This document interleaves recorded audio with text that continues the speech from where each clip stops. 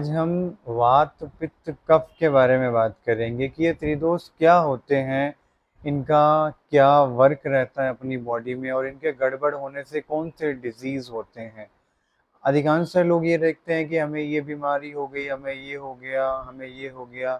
अपनी वजह को जाने बिना मेडिसिन खाए जाते हैं और मेडिसिन खाने के बाद अपने ऑर्गन्स को, अपने लीवर को, अपने किडनी को, अपने पेनक्रियाज को, इंटेस्टाइन के एंजाइम्स को वीक करते रहते हैं।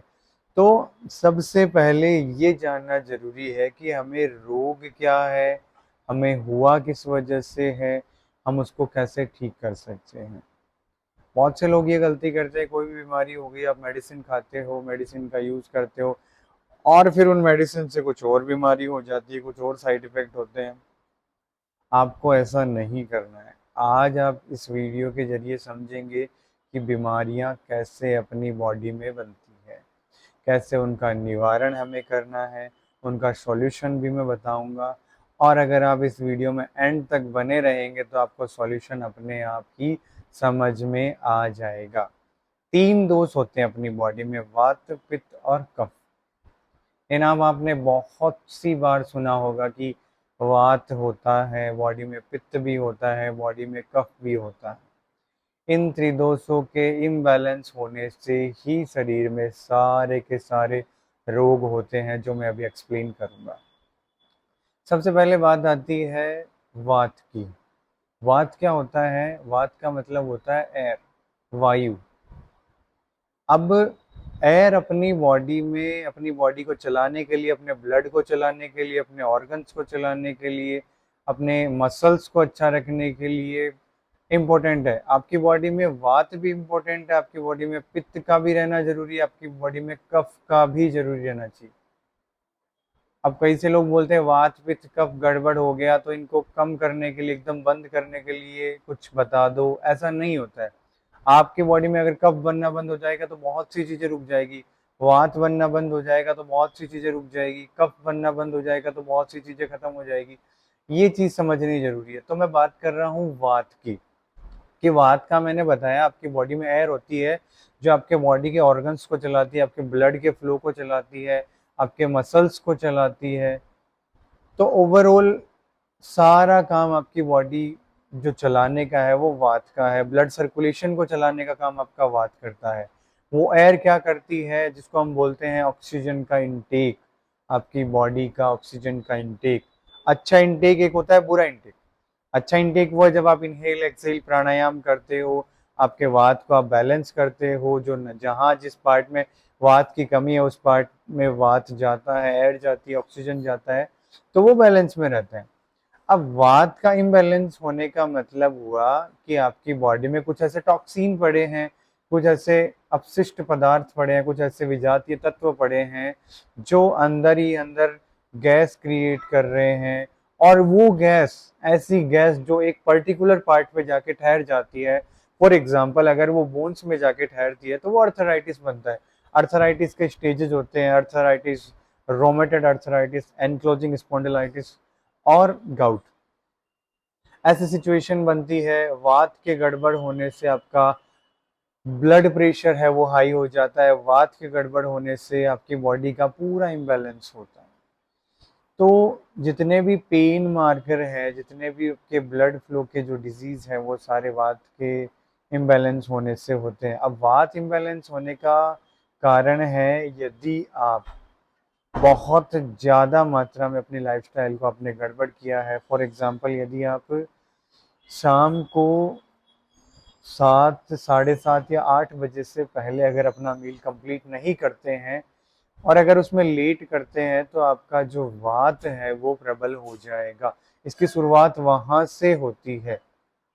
आप खाने में लेट कर रहे हो, फिर आप सुबह उठने में लेट करते हो, आप अपने टॉक्सिन को बाहर निकालने में लेट करते हो।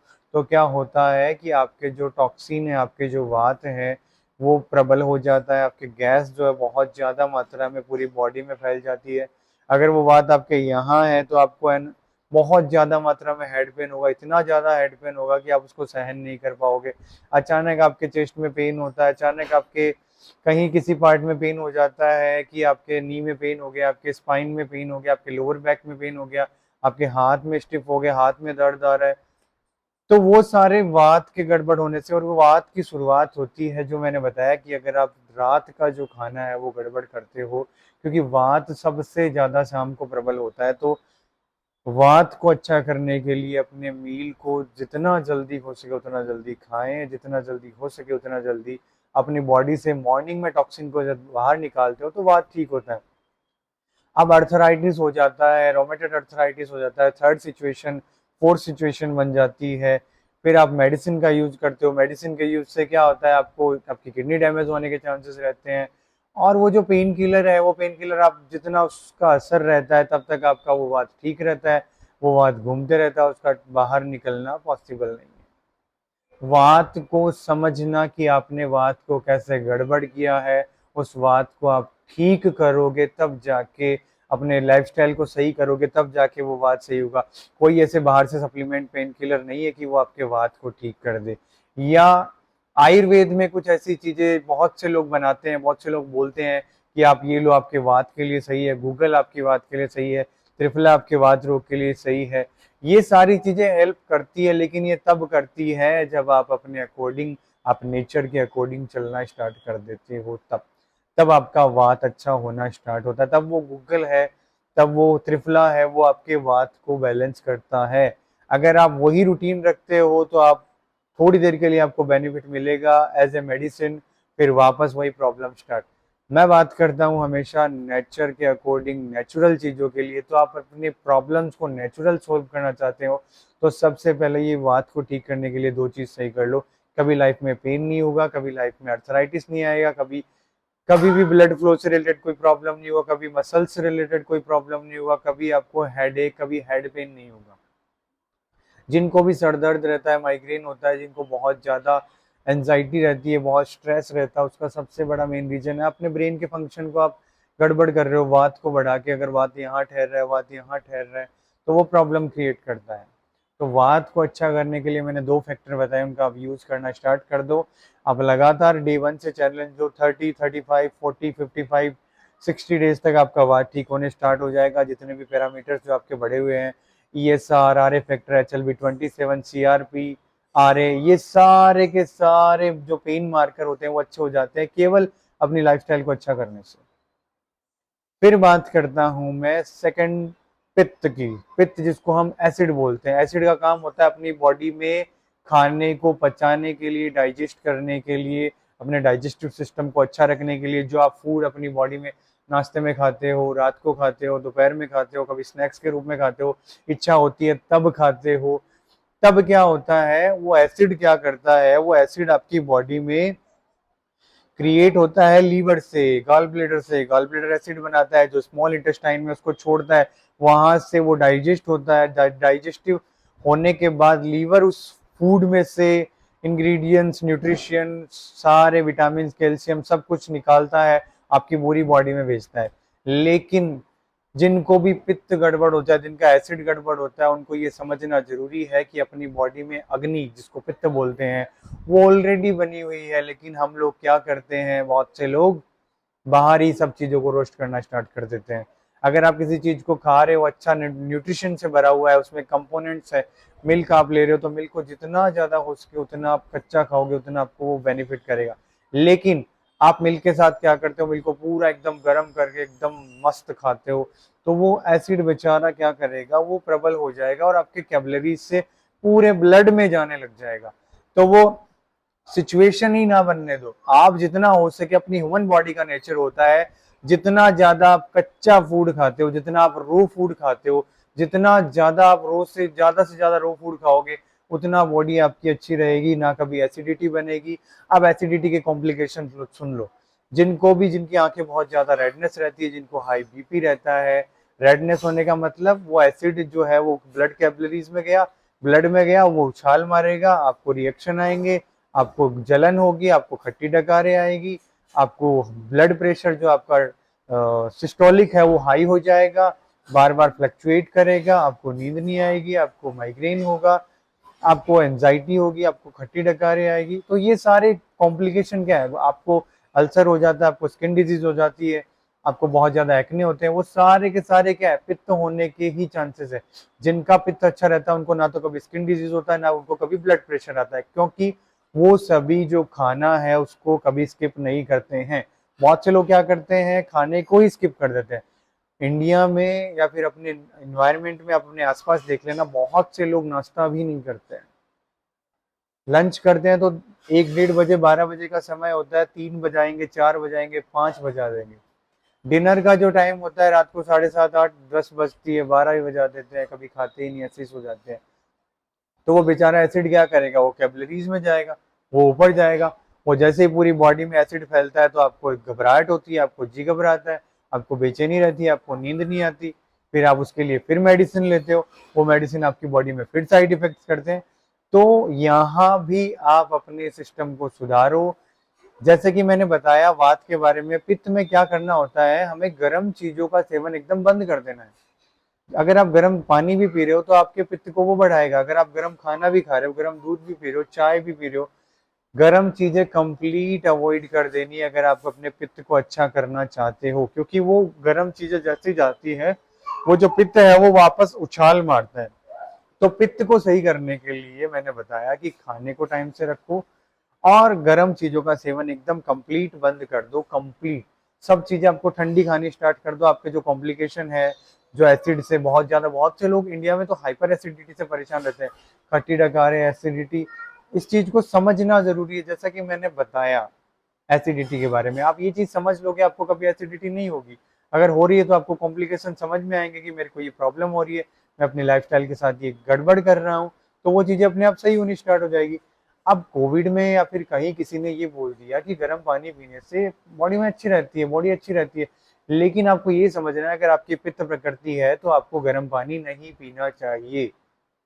आपके लिए वो जहर समान हो जाएगा। अगर आपने गर्म पानी पिया तो आपको नॉर्मल ठंडा पानी पीना है।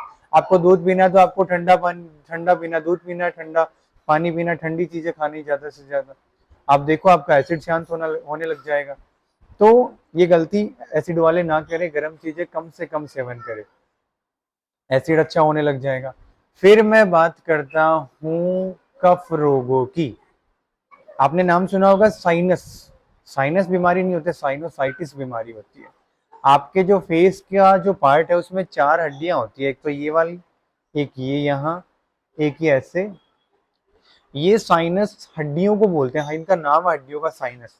ये क्या करती है, जब आप, जैसे मैं आपसे बात कर रहा हूँ, मैं आपको बोल रहा हूँ, आपको समझा रहा हूँ,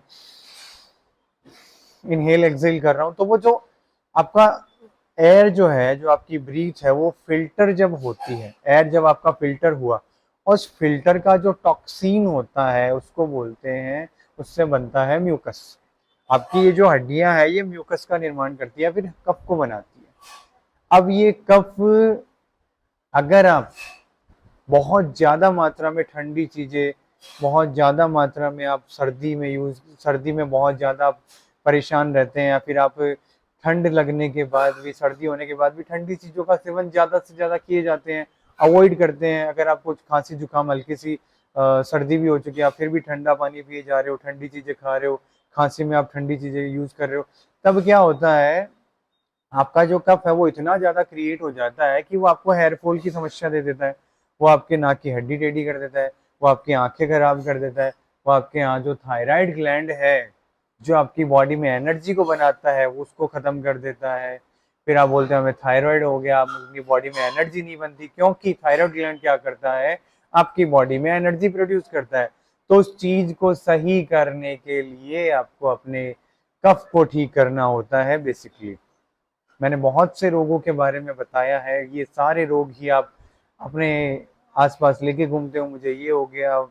तो मैंने 3 दोष की बात की, वात पित्त कफ, तीसरा चल रहा है कफ। तो कफ को ठीक करने के लिए आपको ठंडी चीजों को एकदम अवॉइड करना पड़ेगा, और अपना ब्रेकफास्ट 8:30 से पहले करना पड़ेगा। अगर आप अपने ब्रेकफास्ट को 8:30 से पहले करते हो तो आपका कफ हमेशा के लिए अच्छा हो जाएगा। बहुत से लोगों ने बोला होगा, बहुत से लोग पहले भी बोल चुके हैं, मैं भी बहुत बार बोल चुका हूँ कि नेचर के अकॉर्डिंग चलना स्टार्ट कर दो। अगर आप नेचर के अकॉर्डिंग चलोगे, आप सुबह 4-5 बजे या 6 बजे से पहले उठ के आप फ्रेश हो जाते हो, तो ना तो कभी आपकी बॉडी में वात प्रबल होगा। आप 8 बजे नाश्ता कर लेते हो तो ना कभी आपको कफ की प्रॉब्लम होगी। आप दोपहर का लंच अगर टाइम पे करते हो तो ना कभी आपकी बॉडी में एसिड बढ़ेगा। अगर आप इवनिंग में प्रॉपर तरीके से खाना जल्दी करते हो तो ना किसी भी बीन से, किसी भी बहुत ज़्यादा हैवी फूड से आपको वात बढ़ेगा। अगर आप जल्दी सो जाते हो तो ना आपको ब्रेन से किसी भी प्रकार से डिसऑर्डर नहीं होगा। वात पित्त कफ त्रिदोषों का बैलेंस अगर आप चाहते हो तो आप अपनी बॉडी को सुधारना स्टार्ट कर दो। अगर आप एंड तक इस वीडियो में बने हो तो समझ में आ गया होगा कि हम कैसे अपनी बीमारियों को क्रिएट करते हैं इन त्रिदोषों को इम्बैलेंस करके।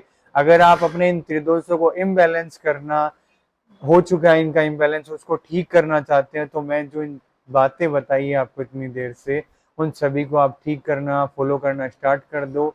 With in A 5 to 6 days आपको चेंजमेंट मिलने लग जाएंगे। मैं आपको डाइट के बारे में बताऊंगा कि कुछ ऐसी डाइट्स आपको हेल्प करती है, वो आपको नेक्स्ट वीडियो में बताऊंगा। लेकिन डाइट एक हद तक आपको कंट्रोल कर सकती है, ठीक कर सकती है, लेकिन आपको प्रॉपर ठीक रखना है तो आपको अपने अकॉर्डिंग, आपको अपने सिस्टमेटिक प्रॉपर तरीके से चलना पड़ेगा अपने वात पित्त कफ को ठीक करने के लिए। तो ये 3 चीज़ें अपनी बॉडी में ज़रूर होनी चाहिए। ये चीज़ें बहुत इंपॉर्टेंट रहती है, लेकिन इनके गड़बड़ होने से जो डिजीज़ होती है उनसे बचने के लिए आप ये ज़रूर ट्राई करें। आप इन 3 बातों का ज़रूर आप पालन करें और अपने वात पित्त कफ को ठीक करें।